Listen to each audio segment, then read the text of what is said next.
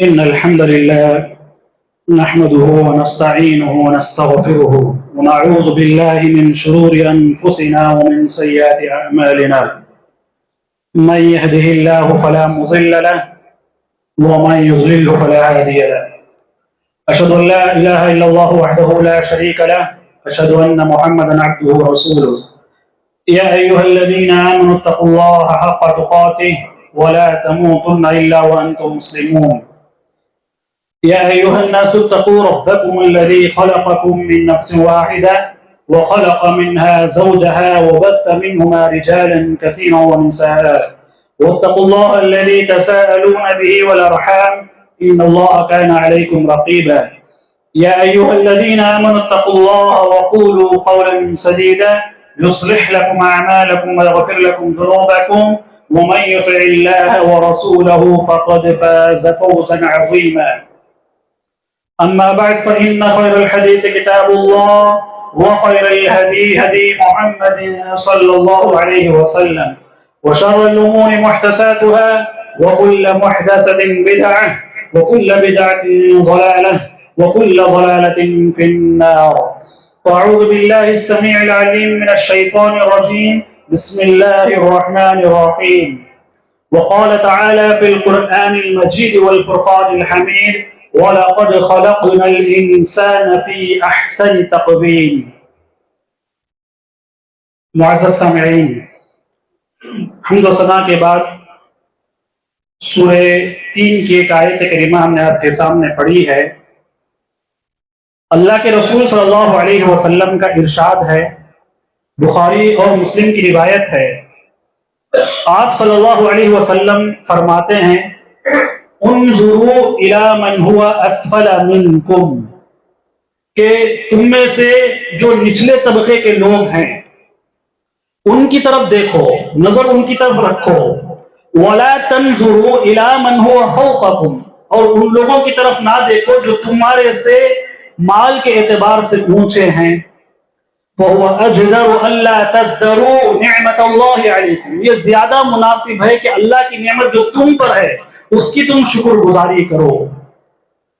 دراصل اس حدیث کے اندر یہ بتلایا گیا کہ آدمی اپنے سے اوپر والے کو نہ دیکھے، اپنے سے نیچے والے کو دیکھے. اور اس کا مقصد کیا ہے؟ حدیث میں بتلایا گیا اس کا مقصد یہ ہے کہ بندے کے دل میں اللہ تعالیٰ کی نعمتوں کی شکر گزاری پیدا ہوئے، ناشکری نہ پیدا ہوئے. جیسا کہ کوئی آدمی معاشرے میں کسی مالدار کو دیکھتا ہے اور وہ سمجھتا ہے کہ اللہ نے اسے دولت دی ہے، مجھے دولت نہیں دیا، تو تقدیر سے متعلق شکوے شکایتیں کرتا ہے، اللہ سے ناراض ہو جاتا ہے، اللہ کو گالیاں دینے لگ جاتا ہے. لیکن اگر اس حدیث پر ہم عمل کریں کہ ہم اپنے سے نیچے والے کو دیکھیں کہ اللہ نے ہمیں جتنا دیا ہے وہ بہت زیادہ ہے ہماری زندگی جینے کے لیے، اور نچلے والا ہمارے سے زیادہ پریشان ہے، تو ایسی صورت میں بندے کے دل میں اللہ تعالیٰ کی شکر گزاری پیدا ہوگی اور تقدیر پر ایمان مضبوط ہوگا. وہ اللہ سے متعلق غلط کلام نہیں کرے گا. جہاں یہ حدیث مالی معاملات پر گفتگو کرتی ہے کہ مالی معاملات میں ہمیں معاشرے کے اندر کسے دیکھنا چاہیے، ہمارا رویہ کیسے ہونا چاہیے، پھر بندہ اللہ کا شکر گزار بندہ کیسے بنتا ہے، وہ یہ حدیث جہاں بتلاتی ہے، ویسے ہی حدیث یہ بتلاتی ہے کہ معاشرے میں ان لوگوں کی طرف دیکھا جائے جس کو اللہ نے صحت نہیں دی ہے، کمزور ہیں، بیمار ہیں، معذور ہیں. چونکہ آدمی کو ایک بیماری لاحق ہوئی، وہ بیماری کی وجہ سے اللہ کی بنائی ہوئی تقدیر پر اعتراض اٹھاتا ہے، اعتراض کرنے لگ جاتا ہے کہ پوری دنیا میں بیماری ہم ہی کو آ کے لگنا تھا کیا. تو اسی لیے بندہ جب یہ دیکھتا ہے کہ اللہ کا یہ جو نظام ہے، جس طرح مالی اعتبار سے لوگوں کو 3 حصوں میں اس نے تقسیم کیا ہے اللہ تعالیٰ نے، کہ کچھ مالدار، کچھ مڈل کلاس، کچھ غریب، اسی طرح معاشرے کو بیلنس کرنے کے لیے صحت کے اعتبار سے بھی کچھ لوگوں کو اللہ نے صحت دی، کچھ لوگوں سے اللہ نے صحت چھین لی، کچھ لوگوں کو اللہ نے بیمار بنایا، کچھ لوگوں کو اللہ نے معذور بنایا. اب اس کا مقصد کیا ہے کہ وہ بندہ جو صحت مند ہے معذور لوگوں کو دیکھ کر اللہ تعالیٰ کا شکر گزار بندہ بن جائے. اب دیکھیے، یہ جب بیماری کی ہم بات کر رہے ہیں، معذوری کی بات کر رہے ہیں، خاص طور پر ہمارے اس خطبے کا موضوع وہ لوگ ہوں گے جو معاشرے کے ہینڈی کیپ لوگ ہوتے ہیں، یا ایسے لوگ جو فطری طور پر قدرتی طور پر پیدائش ہینڈی کیپ ان کی ہوئی، یا اللہ نہ کرے پیدائش تو اچھی ہوئی لیکن بعد میں ایسے کسی حادثے کا وہ شکار ہوئے جس کی وجہ سے جسم کا کوئی ایک عضو ان سے چھین لیا گیا، تو ایسے لوگوں کے سلسلے میں شریعت کیا کہتی ہے؟ دیکھیے، ہم دیکھتے ہیں کہ بہت سی حکومتوں کے اندر کہ ہینڈی کیپ لوگوں کو خصوصی رعایتیں دی جاتی ہے، جب وہ ٹرین میں سفر کرتے ہیں تو انہیں خصوصی ریزرویشن دیا جاتا ہے، لیکن ہمیں یہ غور کرنا چاہیے کہ ایسے لوگوں کے بارے میں شریعت کیا کہتی ہے، ایسے لوگوں کو شریعت کس نظریے سے دیکھتی ہے؟ کیا شریعت ایسا کہتی ہے کہ یہ معاشرے کے دبے کچلے لوگ ہیں، ان کی کوئی حیثیت نہیں، ان کی کوئی اوقات نہیں، یہ بیمار ہیں، یہ کسی کے کام کے نہیں، انہیں الگ خانے میں رکھ دیا جائے، انہیں نظر انداز کر دیا جائے؟ نہیں، لیکن شریعت کا یہ کمال ہے، چونکہ ہماری شریعت پرفیکٹ ہے، کامل ہے، ہر کسی کے تعلق سے گفتگو کرتی ہے، ہر کسی کو اپنے اپنے شعبے میں کیسے جانا ہے یہ رہنمائی کرتی ہے، تو ویسے ہی معذور لوگوں کے احکام نے بھی شریعت میں ذکر کیا ہے۔ اب معذور کسے کہتے ہیں؟ صحت مند آدمی کے مقابلے میں جسمانی یا ذہنی اعتبار سے کوئی خلل یا نقص پایا جائے، ایسے آدمی کو معذور کہتے ہیں۔ اور معذور لوگوں کی کئی مثالیں، کئی قسمیں ہو سکتی ہیں۔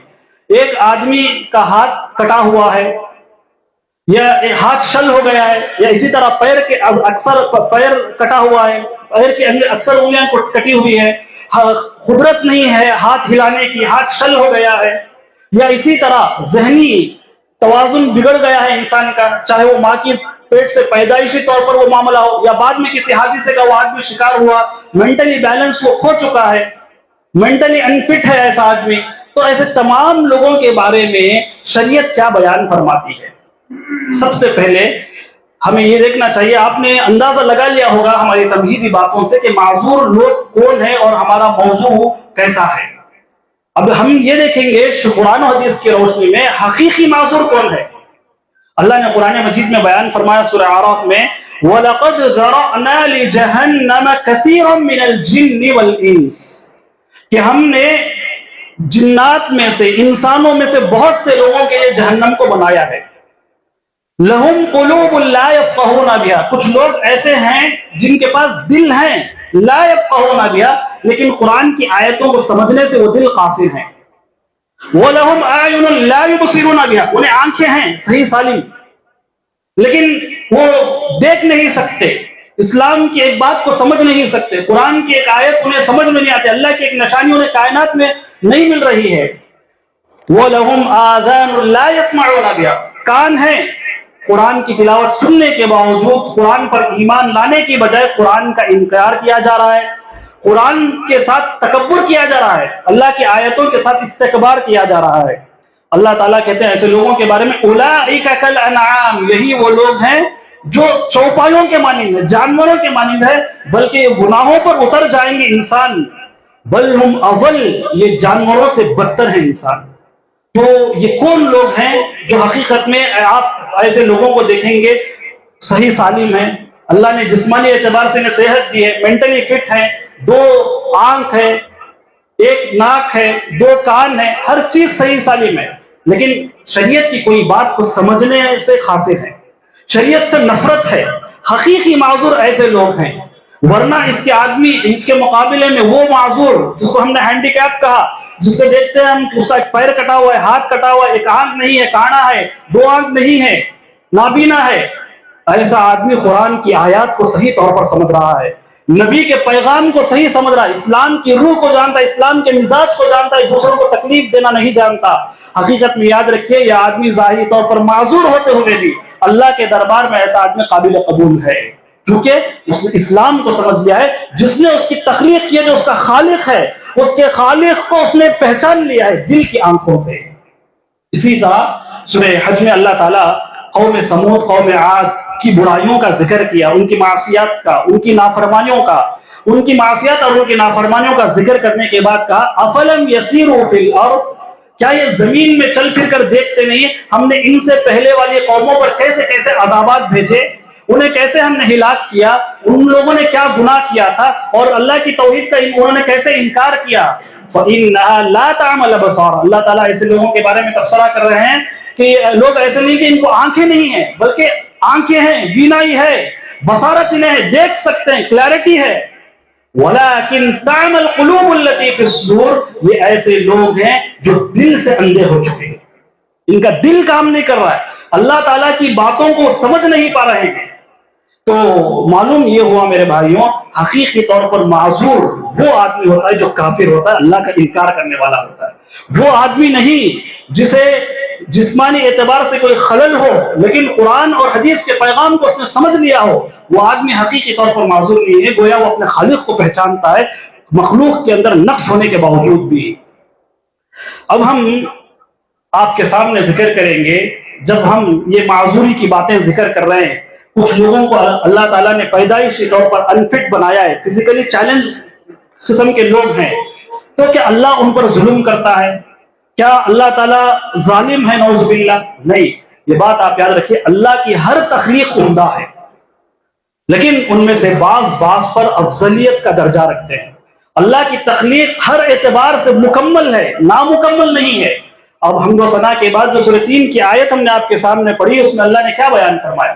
وَلَقَدْ خَلَقْنَا الْإِنسَانَ. ہم نے انسان کو پیدا کیا فی احسن تقویم، بہترین ڈھانچے میں ہم نے پیدا کیا، بہترین تخلیق انسان کی. دیکھیے اللہ نے کیسے خوبصورت انسان کو بنایا ہے. ناک سامنے اگر اللہ پیچھے دے دیتا تو کیسے بدصورت لگتا ہے انسان. اور آج بھی اللہ کی اس تخلیق کو وہ لوگ جو سائنس کی دنیا میں کھونے والے، سائنس کے دیوانے، سائنس سے امپریس، آج تک بھی اللہ کی جیسی تخلیق وہ لانے کی کوشش کر رہے ہیں، روبوٹ، لیکن لا نہیں پا رہے. خلل ہے اس تخلیق میں، بھی خلل ہے، بہت سی برائیاں ہیں، بہت سی کمیاں ہیں، بہت سے نقص اس کے اندر پایا تھا. انسان کا بدل جو اللہ نے پیدا کیا کوئی نہیں ہو سکتا. یہ اللہ کو چیلنج ہے، جو اللہ کے جیسے تخلیق کوئی آدمی پیدا کرنا چاہتا ہے وہ اللہ کے لیے چیلنج ہے. نعوذ باللہ. تو اللہ تعالیٰ نے ایک تو قرآن میں بیان فرمایا ہم نے انسان کو بہترین ڈھانچے میں ڈھالا ہے، اور اللہ تعالیٰ سورہ سجدہ میں بیان فرماتے ہیں کہ الذی خلق، اللہ نے پیدا کیا، وہ احسن کل شیء، ہر چیز کو بہترین ڈھانچے میں اللہ نے پیدا کیا، حسن عطا کیا، خوبصورتی عطا کی ہے. اسی طرح اللہ تعالیٰ نے اسے بنی اسرائیل میں بیان فرمایا وَلَقَدْ كَرَّمْنَا بَنِي آدَمَ، ہم نے بنی آدم کو، آدم کی اولاد کو عزت بخشی، مقام عطا کیا. وَحَمَلْنَاهُمْ فِي الْبَرِّ وَالْبَحْرِ، سمندر کے راستے سے بھی ہم نے سفر کروایا، خشکی کے راستے سے بھی ہم نے بنی آدم کو سفر کروایا. وَرَزَقْنَاهُمْ مِنَ الطَّيِّبَاتِ، اور طیبات میں سے ہمیں انہیں روزی دی، پاک چیزیں ہمیں انہیں کھلایا. وَفَضَّلْنَاهُمْ عَلَى كَثِيرٍ مِّمَّنْ خَلَقْنَا تَفْضِيلًا، اور بہت سی چیزیں ہم نے دوسری مخلوق کے مقابلے میں انسان کو ہم نے فضیلت بخشی جو دوسری مخلوق کو ہم نے وہ فضیلت عطا نہیں کی. ہر اعتبار سے اسے جس طرح ہم نے ڈھالا ہے، اس کی جسمانی جو شکل ہے اس اعتبار سے بھی، پھر تقوی کے اعتبار سے، شریعت کو سمجھنے کے اعتبار سے، پھر اللہ سے قریب ہونے کے اعتبار سے، ہر اعتبار سے انسان کو جو اللہ نے فضیلت عطا کی ہے وہ دوسری کسی اور مخلوق کو اللہ نے ویسی فضیلت عطا نہیں کی ہے. تو معلوم یہ ہوا اللہ کی ہر تخلیق عمدہ ہے، لیکن کچھ لوگوں کو جو پیدائشی طور پر اس طرح پیدا ہو جاتے ہیں یا ہینڈی کیپ لوگ ہوتے ہیں، وہ اللہ تعالیٰ کا نظام ہے دنیا میں بیلنس بنا کر رکھنے کے لیے، کچھ لوگوں کی آزمائش کے ذریعے کے لیے اللہ تعالیٰ ایسے لوگوں کو بھی پیدا کرتا ہے. اب رہا ہم آپ کے سامنے ذکر کریں گے کہ اللہ ایسے لوگوں کی تخلیق کیوں کرتا ہے، اس کے مقاصد کیا ہے. سب سے پہلا مقصد تو جیسا کہ خطبے کے آغاز میں آپ نے سنا کہ ایک فزیکلی چیلنج آدمی کو ہم دیکھتے ہیں اپنی زندگی کے معاش کے لیے، زندگی جینے کے لیے، اپنے سروائیول کے لیے وہ کیسی تکلیفیں اٹھاتا ہے، کیسے مسائل اسے ہوتے ہیں، کیسی پریشانیاں اسے ہوتی ہیں. ایک صحت مند آدمی جب یہ دیکھتا ہے نظارہ تو اسے احساس ہو جانا چاہیے. اور انسان اور اللہ کا ایک بندہ مومن اتنا حساس ہوتا ہے کہ وہ اس کو دیکھ کر صرف سمجھ جاتا ہے کہ اللہ نے یہ جو نعمت اس سے چھینی ہے مجھے دی ہے، لہٰذا مجھے چاہیے کہ میں اللہ تعالیٰ کا شکر گزار بندہ بن جاؤں اور اللہ کی عبادت میں خوب اور محنت کروں، اللہ کی عبادت میں خوب اور محنت کروں. دیکھیے جو لوگ سجدہ نہیں کر پاتے ان لوگوں سے آپ پوچھئے سجدے میں اللہ کے سامنے جھکنے کی جو عبادت کی وہ جو لذت ہے، وہ جو ٹیسٹ ہے، وہ دوسری چیز میں نہیں ہے. اللہ تعالیٰ کے سامنے، خالق کے سامنے اس کی مخلوق جھک رہی ہے، یہ سب سے بہترین عبادت ہے. اور سجدہ ہی ایک ایسا موقع ہوتا ہے جو ایک بندہ اپنے خالق سے سب سے زیادہ قربت حاصل کرتا ہے.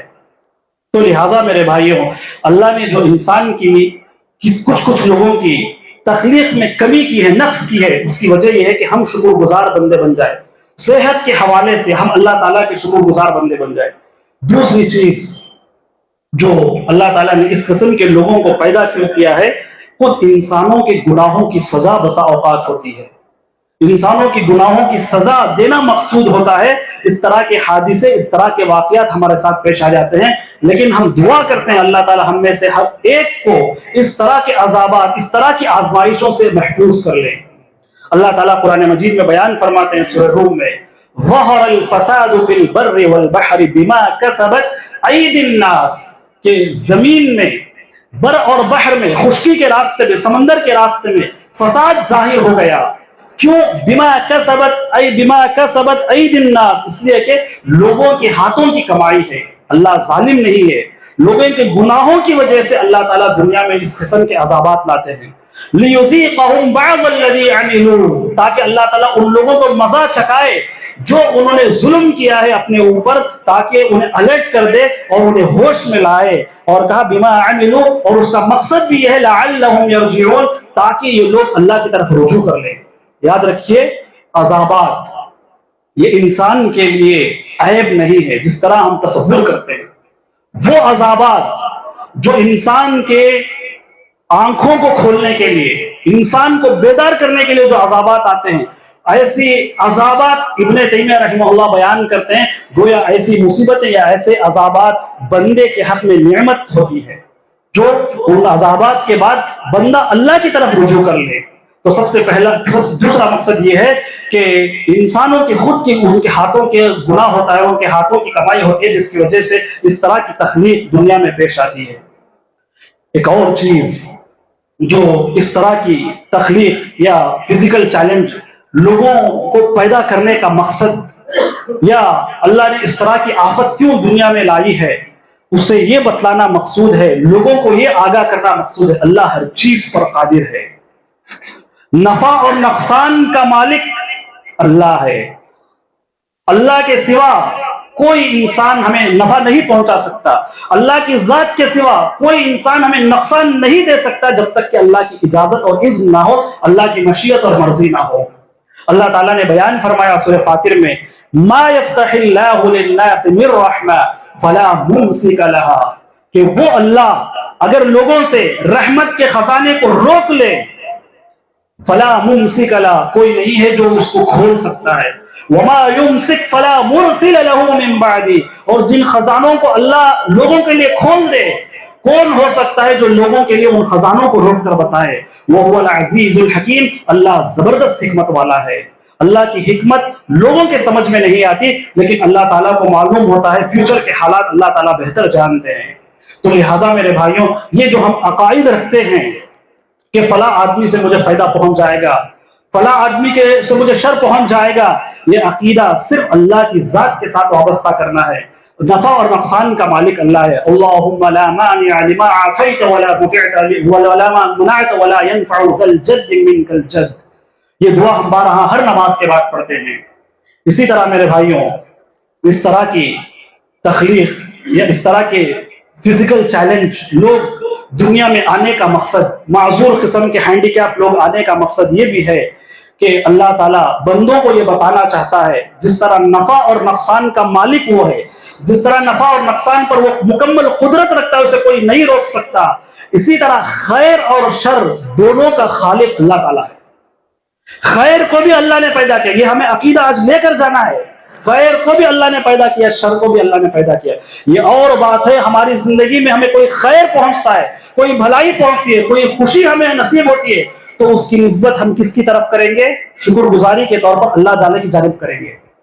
اور اگر کوئی شر ہمیں پہنچتا ہے، کوئی مصیبت ہمیں لاحق ہوتی ہے، یا تو وہ انسان کی کوتاہی ہے، یا تو شیطان نے اس کو بہکایا ہے، یا انسان بھول چوک کا شکار ہو چکا ہے. شر کو اللہ کی جانب نسبت نہیں کرنا چاہیے. اللہ یہ کہ شر کا خالق بھی اللہ تعالیٰ ہی ہے، شر کو بھی اللہ نے پیدا کیا، ورنہ سارے لوگوں کو اللہ تعالیٰ اچھا پیدا کر دیتا، سارے لوگوں کو اللہ تعالیٰ دولت دے دیتا تو کسی غریب، کسی مالدار کو کسی غریب کی ضرورت نہیں تھی، آپس میں لڑ پڑتے۔ اسی طرح ہر آدمی کو اللہ صحت مند بنا دیتا تو ایک دوسرے کی کبھی ضرورت محسوس نہیں کرتے۔ تو لہٰذا یہ بتلانا مقصود ہے خیر اور شر، بھلائی اور برائی دونوں کا خالق اللہ ہے، اور بھلائی پر اللہ تعالیٰ اجر دیتے ہیں، برائی پر اللہ تعالیٰ مؤاخذہ کرتے ہیں۔ اللہ تعالیٰ نے قرآن مجید میں سورہ ہجر میں کتنی بہترین بات بیان فرمائی ہے، اب غور کیجئے۔ نبئ عبادی انی انا الغفور الرحیم، اے میرے بندو یہ جان لو یقیناً میں ہی بخشنے والا ہوں اور میں ہی رحم کرنے والا ہوں، میرے سوا کوئی بخشنے والا اور رحم کرنے والا نہیں۔ جہاں اللہ نے یہ ذکر کیا کہ اللہ ہی کی ذات ہے جو بخشنے والی اور رحم کرنے والی ہے، وہیں اس کے بعد والی آیت میں اللہ نے بیان فرمایا وَأَنَّ عَذَابِي، انسان کو دھوکہ نہیں کھانا چاہیے کہ اللہ غفور الرحیم ہے، اب میں جو بھی گناہ کروں گا اللہ معاف کر دے گا، لہٰذا میں گناہ پہ گناہ کرتا جاؤں اس امید میں سے کہ اللہ تعالیٰ میرا مؤاخذہ کرے گا، اللہ مجھے معاف کر دے گا، فلاں آدمی کا مال بھی میں چوری کر لوں گا، اس غرض سے اس نیت سے کوئی آدمی گناہ کرتا ہے تو اسے اس کے بعد والی آیت بھی سن لینا چاہیے وَأَنَّ عَذَابِي هُوَ الْعَذَابُ الْأَلِيمُ، اور یہ بات بھی یاد رکھو میرا عذاب سخت عذاب ہے، میں جب پکڑنے پر گناہوں پر پکڑنے پر آتا ہوں تو لوگوں کو سنبھلنے کا موقع نہیں ملتا، اور جب میں رحم کرنے آتا ہوں تو شرک کے علاوہ تمام گناہوں کو بھی میں معاف کر دیتا ہوں، اللہ تعالیٰ فرماتے ہیں۔ اسی طرح ہمیں یہ پیغام یاد رکھنا چاہیے خیر اور شر کا خالق اللہ تعالیٰ ہے، اللہ کے سوا خیر اور شر کا خالق کوئی نہیں ہے۔ اور اس طرح کے لوگوں کو پیدا کرنے کا ایک مقصد یا ان مقاصد میں سے ایک آخری مقصد جو ہم آپ کے سامنے ذکر کرنا چاہتے ہیں وہ یہ ہے کہ اس طرح کے مسائل، اس طرح کے جو معذور لوگ یا کسی کے گھر میں اس طرح کی معذوری آ جاتی ہے تو خصوصی طور پر ان گھر والوں کے لیے یہ بہترین موقع ہوتا ہے اللہ کی رضا، اللہ کی خوشی حاصل کرنے کے لیے۔ ایک تو اللہ کی رضامندی مقصود ہوتی ہے، اللہ کی رضامندی کے ساتھ ساتھ گناہوں کے کم ہونے کا ذریعہ بھی ہوتا ہے کہ ہم نے ماضی میں کچھ گناہ کیا ہوگا، لہٰذا اللہ نے ہمیں یہ مصیبت بھیجی، اب اس مصیبت پر اگر ہم صبر کریں گے اتنا ہی نہیں اللہ بھی خوش بھی ہوگا، ہمارے وہ پچھلے ماضی کے گناہ معاف بھی ہوں گے، اتنا ہی نہیں اللہ تعالیٰ ایسے لوگوں کے درجات کو بھی بلند کر دیتے ہیں، بلندی درجات کا بھی یہ چیز سبب بنتی ہے۔ دو حدیثیں رکھ کر اپنی بات کو ہم ختم کرنے کی کوشش کریں گے۔ پہلی حدیث، خاص طور پر اس حدیث میں ان لوگوں کے لیے اہم پیغام ہے جو ہمارے معاشرے کے نابینا لوگ ہیں، چاہے ایسے نابینا لوگ جو ماں کی پیٹ سے پیدا ہوئے، پیدائشی طور پر ایسے لوگ، یا اللہ نہ کرے اللہ ان پر رحم فرمائے، اللہ ان کے درجات کو بلند کرے، کوئی حادثے کا وہ شکار ہو گئے اور دونوں آنکھوں کی چلی گئی، ایسے لوگوں کے بارے میں یہ حدیث ہے۔ بخاری کی روایت ہے، خادم رسول، اللہ کے رسول صلی اللہ علیہ وسلم کے خادم انس رضی اللہ تعالی عنہ راوی ہیں، کہتے ہیں کتنا بہترین پیغام ہے، دیکھیے اگر اس نظریے سے ہم بیماریوں کو دیکھنا شروع کر دیں اپنی بیماریوں کی شکایت کسی کے پاس نہیں کریں گے۔ کہتے ہیں حضرت انس سمعت رسول اللہ یقول ان اللہ عز وجل قال، میں نے اللہ کے رسول کو فرماتے ہوئے سنا کہ اللہ تعالیٰ کہتا ہے، جن روایتوں میں یہ الفاظ آپ کو ملتے ہیں کہ اللہ تعالیٰ فرماتا ہے، اللہ تعالیٰ کہتا ہے، وہ حدیث محدثین کی زبان میں، محدثین کی اصطلاح میں حدیث قدسی کہلاتی ہے، اور حدیث قدسی کا جو موضوع، جو ٹاپک ہوتا ہے وہ بڑا حساس ہوتا ہے، اور یہاں بھی آپ دیکھیے کسی آدمی کے دونوں آنکھوں کا چلے جانا یہ ٹاپک کیا چھوٹی بات ہے۔ اللہ تعالیٰ کہتے ہیں کہ اِذَا ابْتَلَيْتُ عَبْدِي بِحَبِيبَتَيْهِ، میں جب کسی اپنے بندے کو دو محبوب چیزوں کے ذریعے آزماؤں، آزمائش کروں، انسان کی دو محبوب چیزیں کون سی ہیں؟ اس کی آنکھیں، یہ آنکھیں ہیں تو وہ دنیا دیکھے گا، اگر آنکھیں نہیں ہیں لاکھ دولت آپ اس کے سامنے رکھیے وہ ساری دولت اسے پھیکی لگے گی۔ تو اللہ تعالیٰ فرماتے ہیں کہ جسے میں ان دو محبوب چیزوں کے ذریعے آزماؤں، پھر وہ بندہ فصبر، صبر کرتا ہے، شکایت نہیں کرتا، تقدیر پر اعتراض نہیں اٹھاتا، اللہ پر ایمان اس کا مضبوط ہے، نمازیں پڑھتا ہے، اللہ کی توحید کو قائم کرتا ہے، اللہ کی عبادت اس ڈھنگ سے ادا کرتا ہے جس ڈھنگ سے اللہ کے رسول نے ذکر کیا ہو۔ اللہ کے رسول کہتے ہیں، اللہ تعالیٰ فرماتا ہے عوضتہ منہا الجنہ، اس صبر کے بدلے میں اسے جنت عطا کروں گا، اس کا بدلہ سوائے جنت کی کوئی اور چیز نہیں ہے۔ میرے بھائیوں، ایسے لوگ جو اپنی بیماریوں پر صبر کرتے ہیں۔ اتنا ہی نہیں، ایک آخری واقعہ کہہ کر ہم اپنی بات کو ختم کریں گے۔ بخاری اور مسلم کی روایت ہے، عطا بن ابی رباح راوی اس حدیث کے راوی ہیں. اس حدیث میں آپ غور کیجئے، ہم بھی ایسی زندگی گزارتے ہیں جہاں ہم اپنے بارے میں یہ دعویٰ نہیں کر سکتے کہ مجھے کبھی بیماری لاحق نہیں ہوتی. انسان کے پاس بیماریاں آتی ہیں جاتی ہیں، کبھی میجر ہوتی ہیں کبھی مائنر ہوتی ہیں، لیکن بیماریوں کا شکار ہر کسی کو ہونا ہے. کوئی آدمی اس معاملے میں تکبر گھمنڈ نہیں کر سکتا. یہ حدیث سنیے، اللہ کے رسول صلی اللہ علیہ وسلم کا بیان ہے کہ حضرت عبداللہ بن عباس کہتے ہیں کہ اللہ کے رسول انہیں مخاطب کرتے ہوئے کہتے ہیں، کیا میں تمہیں الا اریک امرأۃ من اہل الجنہ، جنتی عورت نہ بتلا دوں، جنتی عورت کو نہ تمہیں بتلا دوں؟ فقلت بلا، صحابہ رسول کہتے ہیں کیوں نہیں اللہ کے رسول بتائیے. اللہ کے رسول هذه المرأة السوداء، ایک کالی کلوٹی عورت کی طرف اشارہ کرتے ہوئے کہتے ہیں یہ وہ عورت ہے جو جنتی عورت ہے. آپ یہ بھی سنیے اس حدیث کے اندر اس عورت کی خوبی کیا تھی، اس عورت کو بیماری کیا تھی اور اس عورت کی خوبی کیا تھی. کہتے ہیں اتت النبی، وہ عورت اللہ کے رسول کے پاس اکثر آتی تھی. آ کر اسے بیماری کیا تھی، اس کی شکایت تھی. انی اسرع، اللہ کے رسول کے پاس شکایت یہ کرتی تھی اللہ کے رسول میں بارہا میں بے ہوش ہو جاتی. پتہ نہیں کیا بیماری تھی، وہ بیماری میں بے ہوش ہو جاتے تھے. اور یہ ایسا نہیں کہ دن میں ایک مرتبہ ہوا پھر دوسرے دن ہو، نہیں، حدیث کے الفاظ سے پتہ چلتا ہے 10-10 منٹ کو یہ انہیں بے ہوش ہونا پڑتا تھا. تو کہتے ہیں کہ اور اللہ کے رسول سے کہتے ہیں اللہ کے رسول جب میں بے ہوش ہو جاتی ہوں تو میرا سطر کھل جاتا ہے، میں بے پردہ ہو جاتی ہوں. وہ خواتین کہاں ہیں جو آج ماڈرن دنیا کے دیوانے ہو چکے ہیں؟ سنیے یہ حدیث، اپنی خواتین کو گھر میں جا کر یہ حدیث سنائیے، بخاری اور مسلم کی روایت ہے. تو اللہ کے رسول سے گزارش کرتا ہے اللہ کے رسول. اب دیکھیں کبھی زندگی میں انسان کے مواقع ایسے ہوتی ہیں کہ وہ صبر کرنا چاہتا ہے لیکن بیماریاں ایسی ہوتی ہیں وہ اب اس کی زبان جو ہے کتنا بھی صابر آدمی کیوں نہ، کتنا ہی متقی کیوں نہ ہو، ایک دو جملے ایسے نکال دیتا ہے جو تقدیر پر انگلی اٹھانے والے ہوتے ہیں. اب وہ عورت نے کہا اللہ کے رسول اب مجھ سے صبر نہیں ہو رہا ہے، میرے لیے دعا کیجئے کہ میرا خاتمہ ہو جائے. اللہ کے رسول کہتے ہیں دیکھو اگر میں دعا کروں تو میری دعا تمہارے حق میں قبول ضرور ہوگی، لیکن یاد رکھنا اگر اس بیماری میں تم صبر کرو گی تو تمہارے لیے جنت ہے. وہ عورت، دیکھیں عورت کی بات پر آپ قربان جائیے، صحابیات کیسے تھے، وہ زمانہ کیسا تھا. اللہ کے رسول آپ میرے دعا مت کیجئے، اسی بیماری میں صبر کروں گی لیکن دعا ایک کیجئے میں جب بے ہوش ہو جاتی ہوں، میں بے پردگی کا جو میرے سے مظاہرہ ہو جاتا ہے، اللہ سے دعا کیجئے کہ میں جب بے ہوش ہو جاؤں میرے جو مخصوص اعضاء ہے وہ کوئی نہ دیکھے، میں بے پردہ نہ ہو جاؤں. آج ہیں ایسے، ہم اپنی جان کو بچانے کے لیے عزت دو پہ لگا دیتے ہیں. یہ ویسے لوگ تھے جو اپنی عزت کو بچانے کے لیے جان کو دو لگا دیتے ہیں.